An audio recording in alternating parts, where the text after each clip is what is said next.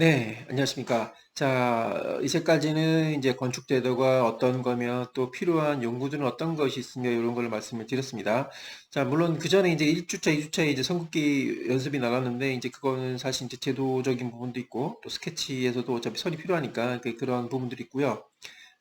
이제 아마 이번 주차부터는 이제 제도만의 별도 과제가 나갈 거고요. 이제 대면 강의가 시작되면 이제 같이 수업 시간에 어떤 작업을 하고 또 이제 과제를 별도로 할 건데 일단은 이제 건축 제도의 연구는 이제 설명을 드렸고 그래서 이제 요 강의를 보시고 대면 강의 시작되기 전까지는 지금 말씀드린 그 제도용품은 구비를 하시는 게 좋습니다. 구비를 해 오시고 어, 대면 강의에서 볼 수 있었으면 좋겠네요. 그래서 이번 시간부터는 이제 건축 제도의 선은 어떤 것인가 하는 것에 대해서 한번 알아볼게요. 자, 아까 말씀드렸지만은 처음에 그 샤프를 이제 지금 0.9mm로 제가 구비하라고 말씀드린 이유가 뭐냐면 보통 처음에 이제 선 긋기, 사실 이제 우리가 뭐 미술을 한 사람들은 좀 다를 수 있는데, 일반적으로 이제 우리가 이과 나오고 하면 선을 그을 일이 크게 없습니다. 그죠? 그래서, 선을 그린 데 있어서 우리가 굵은 선을 처음에 내기가 어려워요. 샤프로는. 왜냐면 우리 샤프가 보통 이때까지 썼던 것들이 0.5mm HB였기 때문에, 실제 지금 보시면은 이런 굵은 선을 실제 표현하기가 실제 쉽지 않습니다. 차라리 얇은 선은 쉬운데 굵은 선이 쉽지 않아요. 그래서 이 0.9mm를 반드시 구비해서 얘기 드린 거고, 선의 굵기가 왜 중요하냐면, 일제 이 도면이라는 거는, 선들의 조합입니다. 물론 이제 글자도 들어가고 기호도 들어가지만, 실제 여러 가지 선들이 혼재되어 있는, 어떤 형태이기 때문에, 그 선의 위기가 있어요. 중요한 선. 그러니까 보시면은, 자, 이런 굵은 선은 지금 단면도 윤곽, 뭐 공간의 부분도 되어 있는데, 특히나 자, 이런 단면도나 윤곽에서 굵게 표현되어야 될 선들이 있고, 그 다음에 중간선으로 또 표현되어야 될 인면도 모서리라든지 이런 부분, 또 얇게 표현해야 되는 또 뭐 이런 선들이 있습니다. 뭐 평면선에서. 그러니까 한마디로 제일 중요한 우리가 골조라고 부르는데요. 구조선은 굉장히 진해야 되고요. 이런 거. 실선, 단면선. 그 다음에 이제 인면선이라 해서 선의 굵기가 여기 달라서 표현이 돼야지만 우리가 실제 보는 사람으로 입장에서 이게 뭘 표현하는 거지? 라고 알 수 있으려면 선과 선 간의 위계가 필요합니다. 그래서 우리가 연습을 해야 되는 거고요. 그래서 굵은 선과 어떤 이 얇은 선의 어떤 그 위계를 표현할 수 있어야 됩니다. 그게 필요하고 또 선이 이어진 선만 있는 게 아니고 이렇게 보면은 점선이 길게 이어진 점선, 또 얇게 이어진 점선, 그리고 1.3선 등의 선이 있습니다. 이것들은 각자의 의미를 다 담고 있으나 지금 사실 그걸 모든 걸 알 필요는 없고 일단은 우리는 제도 수업이니까 그걸 표현을 할 수 있어야 되거든요. 그래서 지금 보시면은 굵은 선, 얇은 선 또는 점선인데 긴 점선, 짧은 점선 그리고 또 이런 그리드선 그 다음에 2.3선 그리고 요거는 이제 뭐 건축 도면의 선은 아닙니다. 다른 이제 뭐 설비나 통신 요런 선들을 표현할 수 있어야 되겠죠.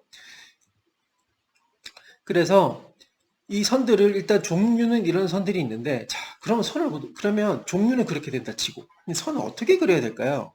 자 제도에서 좋은 선은 결국에 보는 사람으로 입장으로서 보는 사람이 봤을 때 명확하게 여기서 여기까지 요런 요게 무슨 선이다 무슨 구조체다라는 걸 보여줄 수 있어야 됩니다.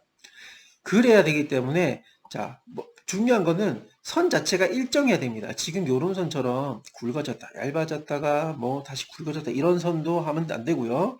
그 다음에 선 양끝이 이렇게 흐려지면 선의 끝점이 어딘지를 알 수가 없어요. 그래서 어떻게 그리냐면 이 양끝점을 약간 과장을 합니다. 그래서 이거 나중에 이제 대면 강의 말을 드릴 텐데 선을 그으면 자 보시면 선을 이렇게 그냥 그으면은 양쪽 끝이 강조가 안 되거든요. 그러면 살짝 밖으로 끊으면서 들어와서 들어올 때도 끊어주는 거죠. 그러니까 요 점에서 시작을 하면 들어와서 가고 나와서 들어가고 그렇게 해서 양쪽 선을 이렇게 딱 과장했게 그려주면 끝선이 명확하면서 그리고 선을 그릴 때도 명확하게 이렇게 굵거나 얇아지지 않도록 이렇게 그려야 됩니다. 그래서 이제 보시면은 모서리가 명확하게 살아 있어야 되고요. 그리고 사실 이제 처음에 선을 이제 그릴 때는 약간 교차를 하라고 이렇게 얘기를 합니다. 그래서 그 약간의 교차는 괜찮지만 이렇게 또 과장되게 교차하면 이 사각형이 흐트러져 보이겠죠? 그래서 가장 올바른 형식은 이렇게 끝을 과장되면서 사각형을 명확하게 보여주는 거. 이렇게 끝이 흐릿해서도 안 되고요. 너무 교차해서도 안 되고. 이렇게 해야지만 우리가 이 도면을 보는 사람이 이거를 인식하고 또 이거를 파악하기가 편하기 때문에 그렇게 하는 겁니다. 그래서 모서리는 어느 모서리에도 이렇게 명확하게 표현이 돼야 된다. 자, 그래서 이제 아까 했던 얘기들 보면, 자, 심을 너무 짧게 하면은 또 선이 너무 굵어지죠. 왜냐하면 이거 몽뚱하니까요. 그 다음에 지나치게, 둥글거나 또는 뭐 그런 게 아니라, 사실 그렇습니다. 샤프라는 거는, 우리가 이 샤프는 굉장히, 우리가 의도하지 않아도 굉장히, 그렇게 연필처럼 몽뚱하지 않습니다. 그렇지만 이 샤프도 결국에는 우리가 선을 그으면 그 선을 그으면 이걸 갖다가 누에이냐 높이냐에 따라 가지고 딸른 면이 정해져 있어요. 많이 높이면 옆에가 짧다 보니까 한쪽이 가늘어지면서 어떻게 돼요? 그러면 선이 얇아지겠죠? 이렇게 되면 이게 굵어지면서 돌리면 어떻게 돼요? 짧으니까 얇아지겠죠? 그러니까 선이 일정하지 않게 되는 거예요. 그래서 지금 여기서는 보시면 요렇게 돌리면서 그으라고 돼 있죠. 이게 왜 그러냐? 자, 샤프도 얇긴 얇지만 그래도 한 면이 닳으면 그 닳는 면 때문에 얇아지거나 굵어지거나 하거든요. 그래서 자, 샤프를 선을 그을 때는 돌리면서 그렇다고 막 이렇게 돌리는 게 아니라 적당히 돌리면서 그어줘야 그러니까 요 심이 닳아서 이렇게 선이 막 일정하지 않을 정도로 그 정도로만 이렇게 돌리면서 그어줘야 되고요. 그리고 펜촉은 이렇게 보시면은 뭐 이쪽에 하는데 샌드페이퍼, 가늘게 뭐 이렇게까지는 제가 봤을 때 그게 필요하진 않아요. 근데 중요한 거는 이제 선이 일정하게 이 모든 것들은 선이 일정하게 표현되기 위해서입니다. 그래서 돌리면서 긋는다라는 거 알아줘야 되고 그리고 아까 했지만 자 연필을 누이면 더 딸린 면이 커지기 때문에 선이 더 일정하지 않아요. 그래서 선은 어느 정도 여기도 보시면은 45도에 80도까지 올리라겠죠. 요 정도 선에서 돌리면서 그어주는 거, 돌리면서 그어줘야 됩니다. 그렇게 하는 거고요. 그리고 자 요런 부분들 원을 그릴 때는 사실 우리가 특히 원은 뭘로 그리겠어요? 컴퍼스로 그리겠죠. 컴퍼스로 컴퍼스로 먼저 그리고 나서 직선을 그리는 게 편하겠어요? 아니면은 직선을 그려놓고 컴퍼스 여기 맞추는 게 쉽겠어요? 당연히 원이 더 그리기 어렵기 때문에 나중에 직선 맞추는 게 훨씬 쉽습니다. 그래서 이 얘기는 먼저 그려놓고 직선을 그려라 하는 얘기고요. 그리고 이제 사실 뭐 이거는 뭐 똑같은 얘기입니다. 요렇게 뾰족하게 해놓으면은 뭐 예리한 선을 그을 수 있다. 그렇죠? 그래서 가라나라 하는 얘기고요. 자, 요거 이제 나중에 만약에 대면 수업을 가게 되면은 어차피 할 내용인데, 자, 우리가 실질적으로 요 마지막 도면을 그려야 됩니다. 요거는 이제 인면도라고 부르는 건데요. 인면도. 이 인면도를 그리기 위해서, 이걸 한 번에 그리는 게 아니고, 이렇게 가선을 먼저 긋습니다. 가선을 그은 다음에 전체 윤곽의 선을 긋고, 그 다음에 2차적인 우리가 문이라든지 창문을 표현하게 하는 가선들을 그은 다음에 그 위에다가 실제 선을 그리는 요렇게 그립니다. 요렇게 그리는데 일단 요건 나중에 이제 평면, 인면, 단면 똑같이 적용되어지는데요. 이제 가선을 먼저 그린다는 거. 자, 이제까지는 이제 선의 종류와 선을 그리는 방법들에 대해서 알아봤고요. 자, 이번 시간에는 과연 도면을 구성하는 데에는 어떤 도면 키워드들과 또 레터링 이제 글자를 쓰는 겁니다. 글자는 어떻게 쓰는가 하는 거에 대해서 알아볼게요. 자, 도면에 이제 저희가 도면이 있으면 도면에 당연히 선이 제일 많고 가장 중요하겠죠. 건물을 구성하는 선들이 있고, 자, 그 선들과 그 선이 무엇인지 보여주는 글자, 그리고 다양한 기호들이 있습니다. 그 중에 가장 대표적인 것들을 한번 알아볼게요. 자, 제일 먼저 나오는 요게 뭐냐면 방위표입니다. 이거 뭐 딴 데서도 많이 봤을 건데요. 자, 이렇게 된 데가 어디다? 북쪽. 그래서 북쪽을 나타내는 방위표입니다. 그래서 방위표를 뭐 여러 가지 표현할 수 있어요. 이렇게도 표현할 수 있고, 이렇게도 표현할 수 있고, 이렇게도 표현할 수 있고. 이게 방위표. 그 다음, 요게 방위표고요. 그 다음에 나타나는 게 요게 축척입니다. 아까 처음에 말씀드렸던, 아까 시간에 말씀했던 요 스케일에서 나왔던 1대 100, 1대 200, 1대 300.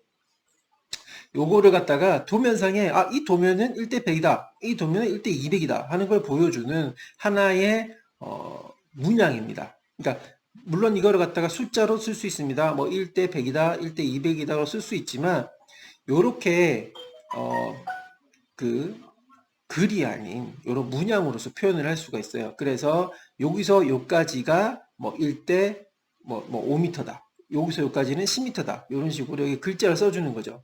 그래서 요거는 축적을 표현하는 거고요. 그리고 단면 방향, 나중에 이제 배울 건데요. 그 단면도를 그리게 되면 어느 부분에서 쳐다보는지, 어느 부분에서 쳐다보고서 그렸는지 표현하는 양식입니다. 요게 이제 단면 방향 표현하는 거. 그 다음에 이런 경계선, 강조선인데 이런 것들은 이제 주로 뭐 우리가 배치도 같은 데서 출입구 방향을 표시한다던가 또는 동선 방향을 표시한다던가 뭐 여러 가지 이제 경계 아니면 경계선이 어디라던가 이런 걸 표현하는 그런 기호가 되겠습니다. 그래서 이런 것들이 도면을 구성하게 된다. 자, 그리고 이제 또 중요한 것, 당연히 글자가 중요합니다. 자, 그림이 그려져 있지만 그림이 요게 무엇이다라는 것을 써줘야 되겠죠. 뭐 이거는 뭐 콘크리트다. 뭐 이거는 유리다. 자, 그러기 위해서는 글자를 써야 됩니다. 자, 글자는 근데 자, 왜 글자가 중요한가? 자, 이 도면이라는 거는 일종의 약속입니다. 그 도면을 가지고 누군가가 건물을 지어야 되고 누군가가 어, 그 부재를 조립을 하고 이렇게 해야 되거든요. 그래서 글자가 잘 써야겠죠. 글자가 누구나 알아보기 쉽게 가독성이 좋아야 됩니다. 그래서 글자 연습을 해야 됩니다. 지금 보시면 이렇게 아래 위 가설을 그어 놓고 지금 A, B, C, D를 갖다가 같은 간격으로 쭉 이렇게 쓰는 연습을 해야 나중에 우리가 도면을 그리고 난 뒤에 글자를 쓸 때 이렇게 같은 면적과 같은 글씨를 쓸 수 있겠죠. 그래서 이런 레터링도 굉장히 중요하다. 자, 그래서 보면은 자, 뭐 쉽게 읽힐 수 있어야 되고 축척에 따라서 달라져야 되고 그렇죠. 그러니까 중요한 건 이겁니다. 이게 이제 사실 우리는 제도기 때문에 그 도면상에서 가장 우리 눈에 잘 들어올 수 있는 크기를 선택을 해야 되는 거죠. 글자가 너무 작거나 글자가 너무 크면 예를 들면 우리가 요런 뭐 A4라든지 A3라든지 요런 도면상에서 글자가 적당한 가독성을 보여야 되겠죠. 우리가 왜 아래 한글에서 보통 10포인트나 11포인트를 쓰듯이 도면에서도 그 도면 사이즈에 맞게끔 요런 글자 사이즈가 선택이 되어야 된다. 뭐 요런 얘기겠죠.